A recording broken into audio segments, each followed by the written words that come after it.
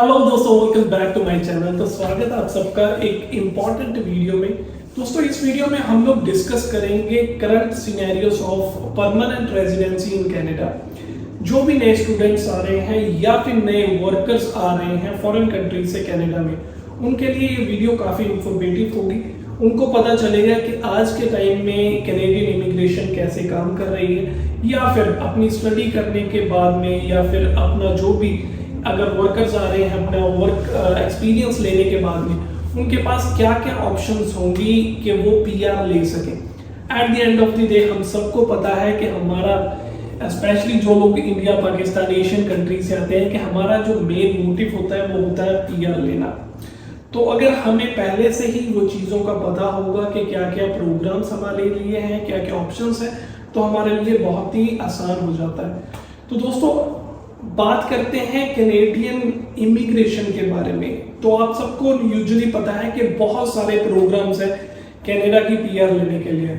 Rural and northern pilot program है, Atlantic immigration program है, फिर एक्सप्रेस एंट्री है, फिर पीएनपीज है, एआईएनपी, बहुत सारे प्रोग्राम्स हैं। लेकिन जो मेनली प्रोग्राम काम करते हैं मतलब कि पीआर लेने के लिए, वो दो हैं बेसिकली। सबसे पहला है जी एक्सप्रेस एंट्री। एक्सप्रेस एंट्री पहले दोनों प्रोग्राम से मतलब के डिस्कस करने से पहले एक चीज बता दूं कि दोनों के दोनों जो भी प्रोग्राम है ना, पॉइंट बेस्ड सिस्टम के ऊपर डिपेंड है। ऐसा नहीं है कि आपको तुक्का लगा के पीआर दे दी जाएगी कि 10 बंदों ने अप्लाई किया, 2 को दे दिया, 8 को नहीं दिया, ऐसा नहीं होता। चाहे हम बात करें पीएनपी की यानी कि प्रोविंशियल नॉमिनेशन प्रोग्राम्स की, चाहे बात हो एक्सप्रेस एंट्री की, दो मेनली प्रोग्राम है और दोनों के दोनों जो है वो पॉइंट बेस्ड सिस्टम के ऊपर काम करते हैं। अब पॉइंट्स कैसे कैलकुलेट होते हैं? आपकी एज के पॉइंट्स, आपकी एजुकेशन के पॉइंट, आइल्स के पॉइंट, आपकी वर्क एक्सपीरियंस के पॉइंट, आपने एजुकेशन कनाडा से की है या अपनी होम कंट्री से की है, यहाँ का आपके पास एक्सपीरियंस है या नहीं है, क्या आपका कोई रिलेटिव, कोई रिश्तेदार यहाँ पे रहता है, कोई ब्रदर सिस्टर या नहीं रहता, ये सारे के सारे जो भी फैक्टर्स हैं ये डिपेंड करते हैं कि आपका जो कैलकुलेट करके जो स्कोर बनेगा वो कितना होगा, राइट। तो बात करते हैं दो प्रोग्राम्स की, express entry and second is provincial nomination programs यानी कि पीएनपी। अगर पहले बात करें थोड़ी सी एक्सप्रेस एंट्री के बारे में, दोस्तों एक्सप्रेस एंट्री ऐसा मान के चलिए कि पूरे कनाडा में आप कोई भी प्रोविंस में बैठ के लगा सकते हैं।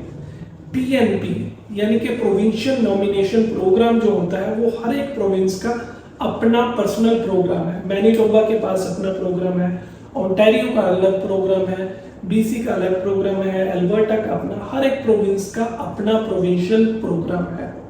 अगर आप एक्सप्रेस एंट्री में अपनी फाइल लॉन्च करते हो, मतलब कि अगर आपको लगता है कि आप एक सर्टेन पॉइंट जो कि कट ऑफ चल रही है उसको मीट करते हो, देन आपको इनविटेशन लेटर आता है, फिर आपकी जो फाइल है पीआर के लिए वो लग जाती है। But the thing is that ground reality ये है कि एक्सप्रेस एंट्री में इनविटेशन लेना बहुत ही ज़्यादा टिपिकल है आज के टाइम पे, क्योंकि अगर हम बात करें उसकी कट ऑफ की तो तकरीबन 510 520 के आसपास यानी कि 500 प्लस उसके जो कट ऑफ है वो चल रही है। अब पॉइंट्स मैंने आपको बताया कि कैसे कैलकुलेट होते हैं, एज वगैरह, वर्क एक्सपीरियंस, आपकी एजुकेशन, सारे के सारे डिपेंड करते हैं। अगर हम एक एग्जांपल लें कि एक कोई भी बंदा है जिसके पास मास्टर डिग्री है, जिसके पास 778 स्कोर है, जो कि बहुत ही अच्छा स्कोर है, हर बंदा उसको नहीं अचीव करता, स्टिल हम अज्यूम करते हैं उसके पास 2 या 3 साल का एक्सपीरियंस है, तब भी उसका जो सीआरएस स्कोर है यानी कि जो पॉइंट्स हैं वो ऑलमोस्ट 450 के आसपास बनेंगे, मेरा रफली आइडिया है। कट ऑफ चल रही है 500 के ऊपर, 450 आपका पॉइंट बन रहा है, देन आप इनविटेशन नहीं ले सकते, ठीक है।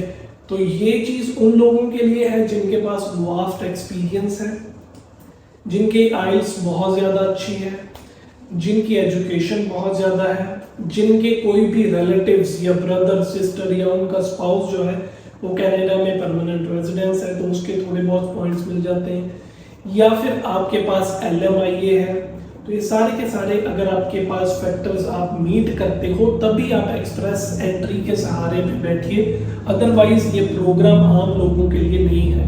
+2 की हुई है, बैचलर की हुई है, 6-7 बैंड आ रहे हैं, 1 आधे साल का एक्सपीरियंस है, this program is not for you.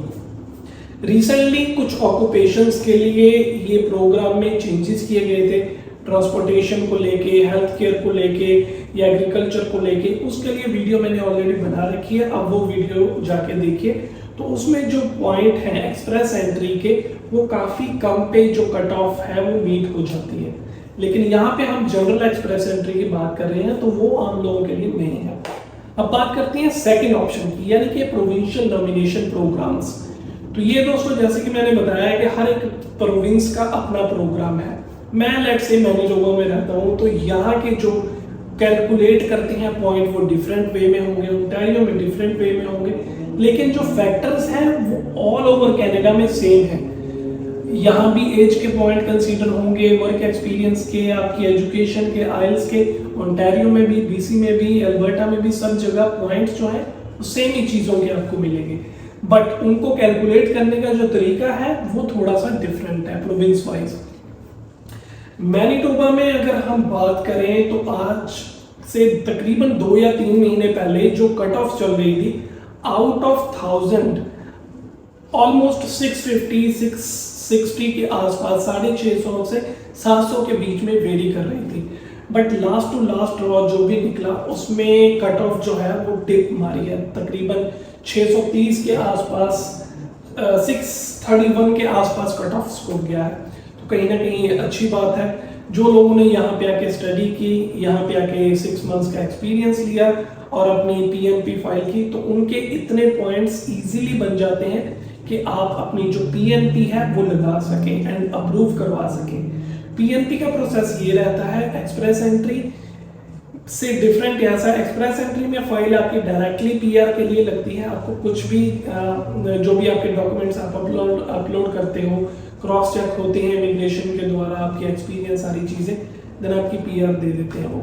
PNP के हिसाब से जो पीआर है वो डिफरेंट वे में मिलती है। सबसे पहले पीएनपी यानी कि जो प्रोविंशियल इमिग्रेशन होती है वो आपको एक लेटर इशू करके देती है, जिसको पीएनपी नॉमिनेशन लेटर बोलते हैं। जब आपको वो नॉमिनेशन मिलती है फिर आपकी फाइल जो है वो फेडरल में लगती है, यानी कि पूरे कनाडा की पीआर के लिए आप फाइल अपनी लगा सकते हो।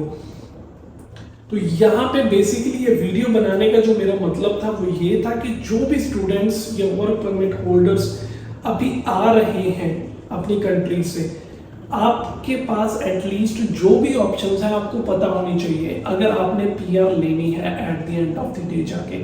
एक्सप्रेस एंट्री नॉर्मल लोगों के लिए नहीं है। पीएनपी का रिसर्च जरूर करके आइए कि कौन सी पीएनपी, मैनिटोबा में पीएनपी कैसे काम करती है, अल्बर्टा में कैसे करती है, बाकी सभी प्रोविंस में कैसे काम करती है। जिसकी रिक्वायरमेंट्स आपको लगता है कि आप इजीली मीट कर पाओगे, आसानी से आप वहां से नॉमिनेशन ले पाओगे, उस प्रोविंस को टारगेट कीजिए। 2-3 प्रोविंस काफी इजी है। Manitoba is the easiest one इस टाइम के ऊपर, सस्कैचुअन अच्छा ऑप्शन है, या फिर आप अल्बर्टा अटलांटिक इमिग्रेशन मतलब के ईस्ट साइड पे जो भी प्रोविंस है, अपने नोवा स्कॉशिया हो गया या फिर न्यूफाउंडलैंड एंड लैब्राडोर हो गया, तो प्रिंस एडवर्ड आइलैंड हो गया, वो सारी प्रोविंस को भी टारगेट कर सकते हो। उनकी रिक्वायरमेंट्स भी लीनियंट रहती हैं। Avoid coming to Ontario, British Columbia, Alberta, यहाँ पे आके कंपटीशन जो है वो काफ़ी ज़्यादा है। अगर आप आ भी रहे हो तो ट्राई कीजिए कि आपका जो कोर्स है, कॉलेज है, वो चेंज हो सके, ताकि आप आसानी से यहाँ पे अपनी जो परमानेंट रेजिडेंसी है वो ले सकें। तो ये मेरा एक मोटिव था, ताकि मैं आपको थोड़ा सा इस सिनेरियो के बारे में बता सकूं कि पीआर के क्या ऑप्शंस हैं एंड आपके लिए जो सही है वो आपको पहले से ही रेडी करके रखना चाहिए। तो उम्मीद करूँगा कि ये वीडियो आपको पसंद आई होगी या थोड़ी बहुत इंफॉर्मेशन आपको यहाँ से मिली होगी। अगर पसंद आई वीडियो देन इस वीडियो को लाइक कर दें एंड मेक श्योर कीजिए कि चैनल को सब्सक्राइब करके रखा हुआ है, क्योंकि ऑन द वे है काफ़ी सारी वीडियोस जो कि इमिग्रेशन के रिगार्डिंग या जॉब्स के रिगार्डिंग और बहुत ज़्यादा इंफॉर्मेशन आपको यहाँ से मिलती रहेगी। कोई भी क्वेश्चन है आपका, आप मुझे इंस्टाग्राम के ऊपर डायरेक्टली डीएम कर सकते हैं।